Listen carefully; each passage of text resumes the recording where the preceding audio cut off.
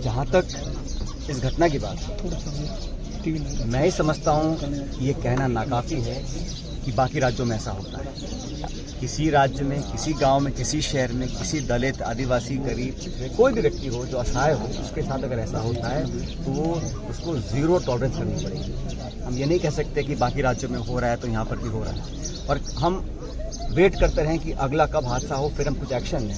हमें उस मानसिकता को पराजित करने के लिए कुछ कदम उठाने पड़ेंगे जो लोगों के जहन में है कि दलितों के साथ अत्याचार कर आप बच नहीं सकते।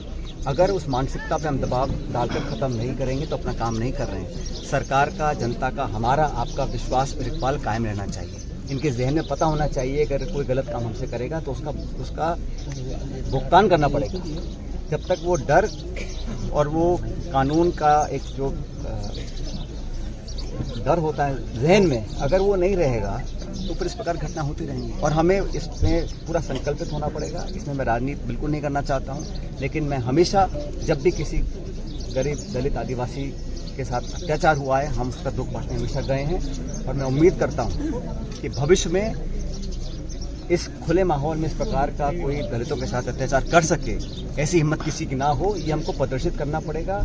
और हम सब लोग जिम्मेदार पदों पर बैठे हैं। इस सबकी जिम्मेदारी है कि मिलकर लोगों का विश्वास जीता जाए, उनके मन में एक कॉन्फिडेंस कायम किया जाए कि इस प्रकार की हरकतों को, इस प्रकार के इंसिडेंट को हम पे बर्दाश्त नहीं करेंगे। आज वो बच्चा चला गया है, वो वापस जिंदगी द्वारा जीवित नहीं हो सकता, लेकिन हम उदाहरण बना सकते हैं। उसको परिवार को मदद करनी है, जो मुआवजा देना है, जो कार्रवाई करनी है।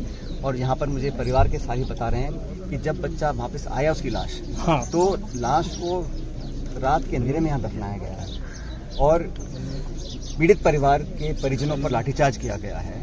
उस पर तो सरकार को तुरंत कार्रवाई करनी चाहिए, उस पुलिस अधिकारी के ऊपर और एडीएम के ऊपर, जिसका कंप्लेन नाम लेके कह रहे हैं, जिसके जो मृतक के पिताजी हैं और दादाजी हैं, वो डिप्टी एसपी और एडीएम का नाम लेके बोल रहे हैं कि हमारे परिवार वालों के ऊपर खदेड़ा गया, मोबाइल छीन लिए गए, डिटेन किया गया, उनके दामाद को लाठीचार्ज किया गया।